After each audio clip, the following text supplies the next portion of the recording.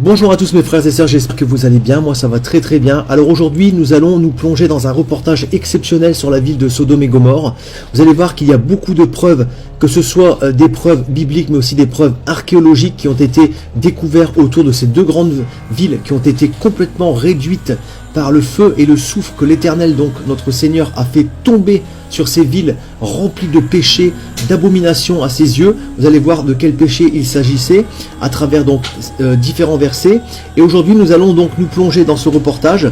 Donc on va faire un petit débat de quelques minutes juste avant et ensuite je vous laisserai avec un reportage vidéo exceptionnel avec, vous allez voir, des squelettes qui ont été retrouvés, également du soufre qui a été retrouvé donc dans cette ville de Sodome et Gomorrhe, et le soufre est d'une qualité, d'une pureté que l'on ne peut trouver nulle part ailleurs sur terre. On atteint les 97,5% et il est d'ailleurs de couleur blanche, vous allez le voir, alors que normalement le soufre naturel que l'on trouve partout sur la surface du globe est de couleur jaune. Donc on voit que c'est un soufre qui est vraiment tombé du ciel, divin, qu'on ne peut pas retrouver ailleurs sur la planète Terre. Donc en tout cas, vous allez voir, ce reportage est vraiment intéressant parce qu'on voit également différentes... la terre a été brûlée, on voit vraiment des brûlures qui sont tombées du ciel. Donc je vous en dis pas plus, je vous laisse regarder ce reportage. On va tout de suite aller partir rapidement dans un paragraphe pour vous expliquer qu'est-ce qui s'est passé à Sodome et Gomorrhe. Donc dans la Genèse du chapitre 19 au verset 1 à 29. Vous allez voir que ce passage nous explique qu'est-ce que Dieu a fait à Sodome et Gomorrhe et pourquoi. Alors c'était une ville remplie de péchés, remplie d'abominations. Il y avait donc de l'homosexualité, il y avait du viol, de la perversité, des orgies, de la beuverie, de la fornication. C'était vraiment des gens qui vivaient dans un désordre sexuel mais immense, et ils ne discutaient pas. Quand ils voulaient quelqu'un, ils défonçaient la porte de la maison, ils rentraient, ils prenaient la personne et ils faisaient ce qu'ils avaient à faire avec lui, sans même lui demander son consentement. Et les gens hurlaient, les gens criaient, les gens avaient peur. Donc il y avait beaucoup de cris, voilà, qui sont montés à l'Éternel. Donc l'Éternel a envoyé deux anges qui sont venus parler à Lot pour lui dire de s'enfuir avec sa famille. Et ensuite l'Éternel a fait tomber donc une pluie de soufre et de feu sur cette ville pour directement les décimer et détruire tous ces gens qui étaient vraiment extrêmement corrompus. Donc on va le voir tout de suite. Regardez, donc je vais vous laisser le lire par vous-même pour bien comprendre, et on va lire quelques passages, simplement quelques versets. Donc là on voit donc dans ce verset là qu'il y a deux anges qui sont apparus à Lot, qui sont arrivés donc, et Lot leur a proposé de dormir chez eux. On voit que tout simplement les deux anges sont rentrés dans la maison de Lot et ils ont été aperçus par des habitants de cette ville. Ces habitants se sont tout de suite amassés autour de la maison et ont demandé à Lot de faire sortir les deux hommes pour qu'ils puissent coucher avec eux. On le voit donc là au chapitre 5, ils appelèrent Lot et lui dirent: où sont les hommes qui sont entrés chez toi cette nuit? Fais-les sortir vers nous, que nous couchions avec eux. Donc là, il ne demande même pas l'avis des deux personnes qui sont rentrées, donc il ne savait pas que c'était des anges, bien sûr, mais il leur dit clairement, fais-les sortir, on veut coucher avec eux, quoi. C'est vraiment, on est vraiment dans... On pose pas la question, la perversité, voilà, tu les fais sortir, on couche avec eux, il n'y a pas de discussion possible. On voit donc dans le chapitre 7 que Lot propose même ces deux filles. Donc regardez, on voit même au chapitre 8, pardon. J'ai ici deux filles qui sont vierges. Je vous les amènerai dehors et vous ferez ce qu'il vous plaira. Seulement ne faites rien à ces hommes puisqu'ils sont venus s'abriter sous mon toit. Lot, sachant que c'était des anges, il a voulu essayer de calmer les tensions en proposant même par amour pour le Seigneur et pour les anges ces deux filles vierges. Les habitants ont refusé, lui ont dit directement au chapitre 9, pousse-toi, voilà, tu n'as rien à dire, tu es un étranger qui est venu séjourner chez nous. Ça c'est ce que les habitants de Sodome et Gomorrhe ont dit donc à Lot. Et donc tu ne peux pas juger, c'est nous qui décidons. Donc ils ont poussé violemment Lot, ils sont entrés dans la maison et ils ont défoncé la porte. Vous imaginez l'état de perversité dans lequel c'était. Et là, qu'est-ce qui s'est passé? Les deux anges donc ont aveuglé tous les gens qui étaient en extérieur. Ils ont maîtrisé bien sûr les deux hommes qui sont rentrés dans la maison. Ensuite, les anges ont dit à Lot de prendre les beaux garçons, les belles filles, enfin voilà, tous ceux qui étaient vraiment proches de lui, de sortir de la ville en courant, de s'enfuir. Lot a demandé donc simplement une petite faveur à l'Éternel en lui proposant de rentrer dans une ville qui était proche, qui était petite, pas très très loin de là, qui s'appelle la ville de Tsoar. Ils sont donc réfugiés, l'Éternel a accepté, se sont réfugiés dans cette ville-là. Et ensuite, qu'est-ce qui s'est passé? On le voit donc au chapitre 23, le soleil se leva sur la ville, sur la terre lorsque Lot entra dans Tsoar. Alors l'Éternel fit pleuvoir du soufre et du feu sur Sodome et Gomorrhe, Cela venait du ciel de la part de l'Éternel. Il détruisit ces villes, toute la plaine, tous les habitants des villes et les plantes du sol. Donc vous imaginez, mes frères et sœurs, que là, on est vraiment sur une destruction totale. C'est tombé vraiment sur toute la plaine, pas que sur les deux villes. C'est vraiment tombé sur tous les alentours. Donc voilà, une bonne partie du désert, vous allez voir à l'heure d'aujourd'hui. Et on était donc situé dans un endroit qui est proche de la mer Rouge. Donc maintenant, je vais pas parler plus longtemps. Je vais vous laisser regarder ce reportage que je vais vous commenter. Et vous allez voir par vous-même, de vos yeux, la véracité de la parole de Dieu qui est la Bible. Et vous allez voir que vraiment, c'est vraiment surprenant de trouver des boules de soufre qui sont venues du ciel de la part de l'Éternel. Bon visionnage, et je vous dis à tout de suite. On se retrouve donc sur le site de Tal El Hammam, au nord d'Israël, pas très loin de Jérusalem. Donc avec la Genèse chapitre 13 verset 10, Lot leva les yeux et vit toute la plaine du Jourdain qui était entièrement arrosée. Avant que l'Éternel eût détruit Sodome et Gomorrhe, c'était jusqu'à Tsoar, comme un jardin de l'Éternel, comme le pays d'Égypte. Nous voyons à l'heure d'aujourd'hui que ce site n'est plus que désolation, n'est plus que désert.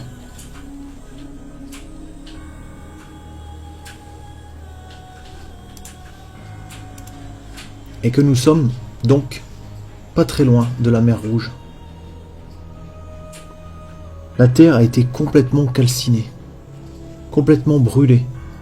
Nous voyons ces couches successives et le côté friable de la terre, comme si qu'un feu du ciel était tombé sur cet endroit, le brûlant par couches successives.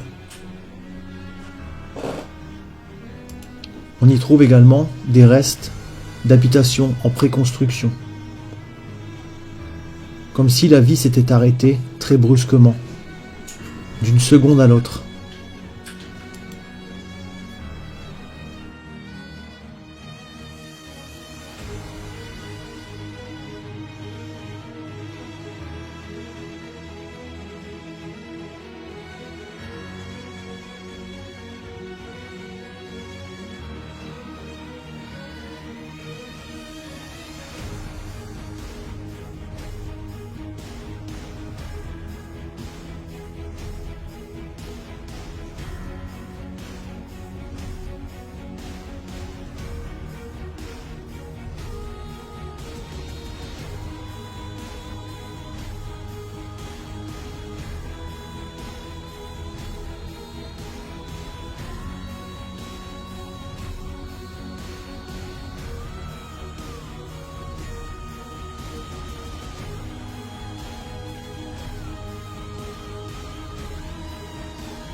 Tout est friable, partout, sur toute la plaine, sur des kilomètres à la ronde.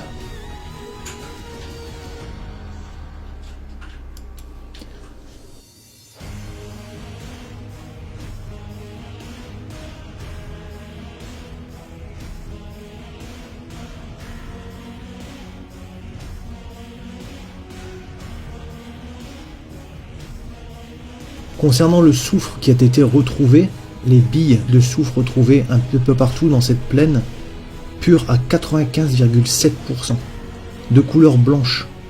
Rien de comparable avec le soufre que nous trouvons actuellement partout dans le monde, notamment auprès des volcans,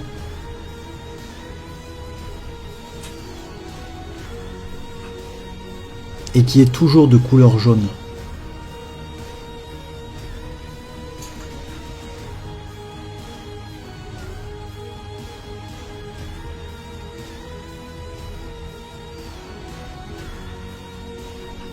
La justice de Dieu est tombée sur Sodome et Gomorrhe.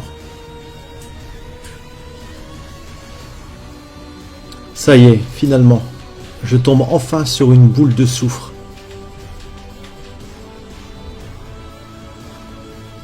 Mesdames et messieurs, une boule de soufre sur les anciens sites de Sodome et Gomorrhe.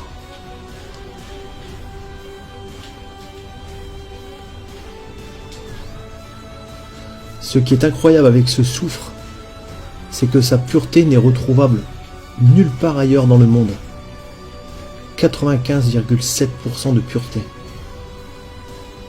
C'est ce même soufre qui a détruit, qui a embrasé ces deux villes remplies d'abominations et de péchés.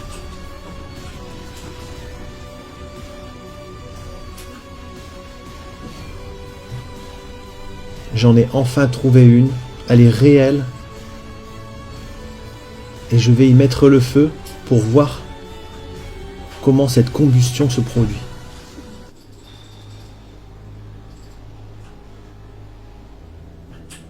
Voyons ce qui se passe.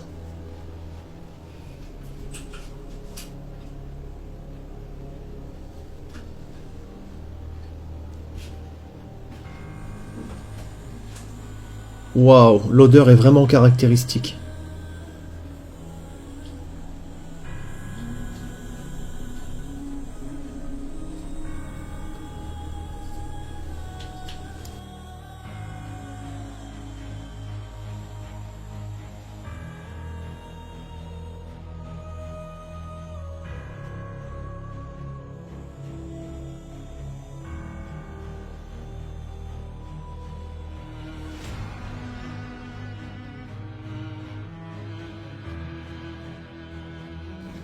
Ce qui est stupéfiant avec ce soufre, c'est qu'il ne brûle pas vers l'intérieur, mais vers l'extérieur. Et il brûle en entière globalité.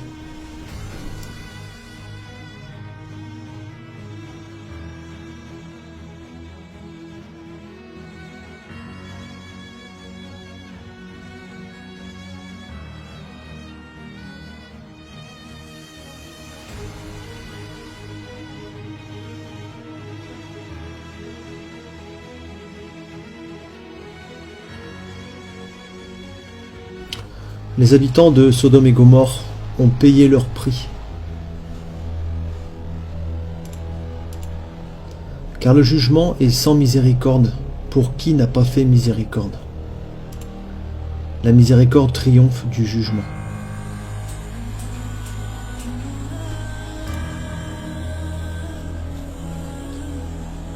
Les habitants de ces deux villes se livraient à l'abomination de l'homosexualité.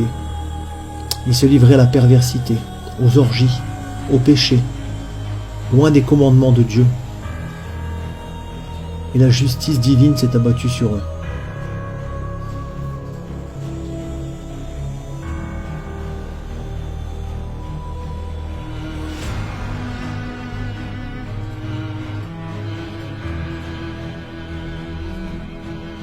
Je pense que ces découvertes ont une importance capitale dans le cours de l'humanité.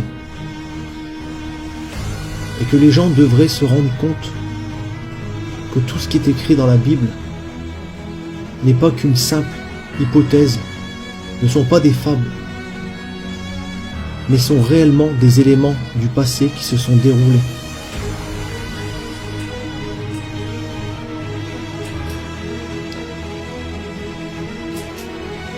Que le Seigneur a agi avec justice sur les méchants.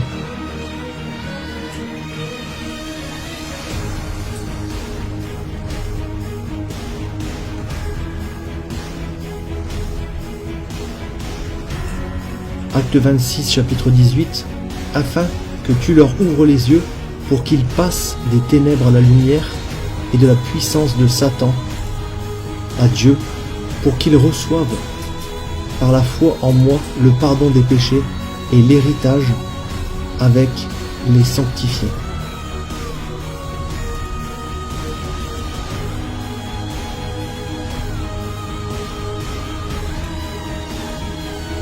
Dieu est réel, le paradis est réel, l'enfer est réel, le diable est bien réel. Toutes ces choses dont nous entendons très peu parler sont bien réelles. Encore faut-il s'y intéresser, encore faut-il vouloir lire la parole de Dieu. Mais lorsque nous prenons le courage et l'intelligence de lire ce livre, nous nous rendons compte que Dieu nous aime et qu'il veut nous sauver. Et qu'il nous a aimés le premier en envoyant son Fils, Jésus-Christ sur terre. Jésus-Christ étant bien sûr le seul chemin qui nous réconcilie avec le Père, nous les hommes pécheurs. Les preuves archéologiques aussi ont parlé. Ces deux squelettes d'hommes entrelacés, morts de façon très brutale, ont eux aussi été retrouvés dans les vestiges de ces deux villes du passé. Dans les vestiges de ces deux villes du passé.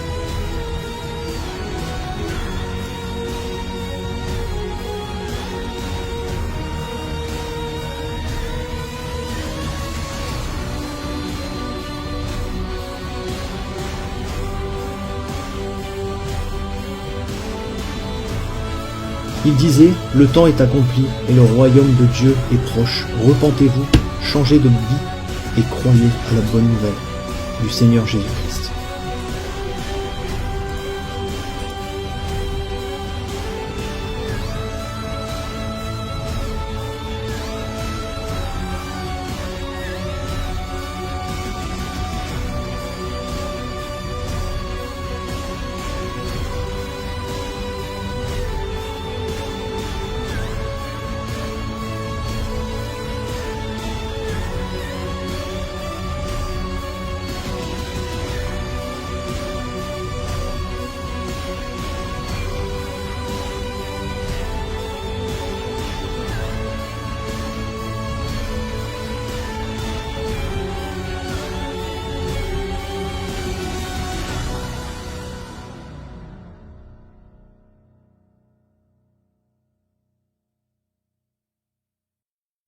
Tout pouvoir m'a été donné dans le ciel et sur la terre.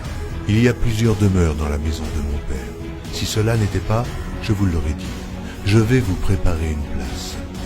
Et lorsque je m'en serai allé et que je vous aurai préparé une place, je reviendrai et je vous prendrai avec moi, afin que là où je suis, vous y soyez aussi.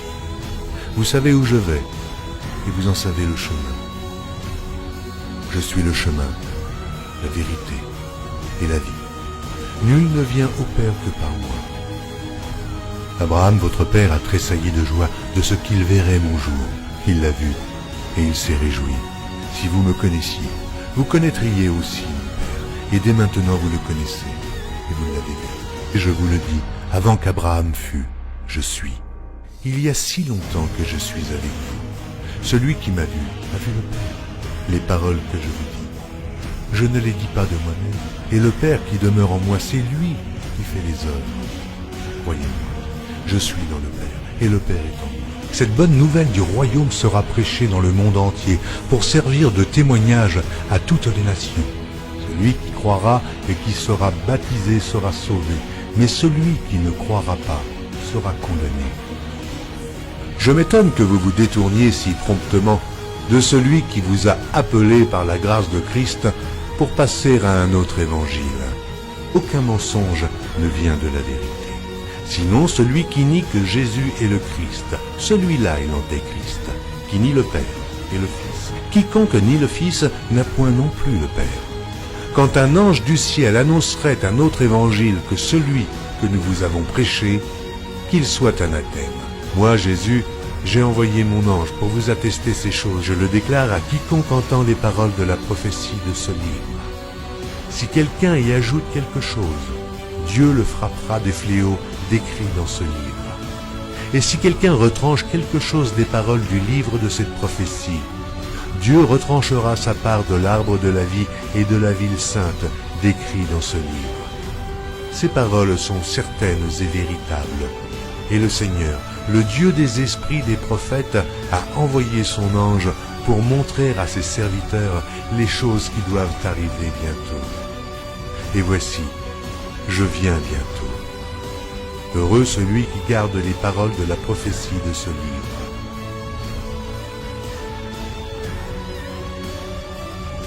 Voici, il vient avec les nuées, et tout œil le verra, même ceux qui l'ont percé. Et toutes les tribus de la terre se lamenteront à cause de lui. Oui. Amen.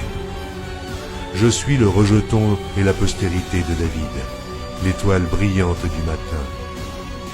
Je suis l'alpha et l'oméga, dit le Seigneur Dieu, celui qui est, qui était et qui vient, le Tout-Puissant, le premier et le dernier, le commencement et la fin.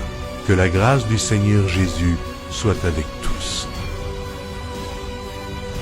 Moi, Jésus, je viens bientôt. Vous êtes d'en bas, moi je suis d'en haut. C'est pourquoi je vous ai dit que vous mourrez dans vos péchés.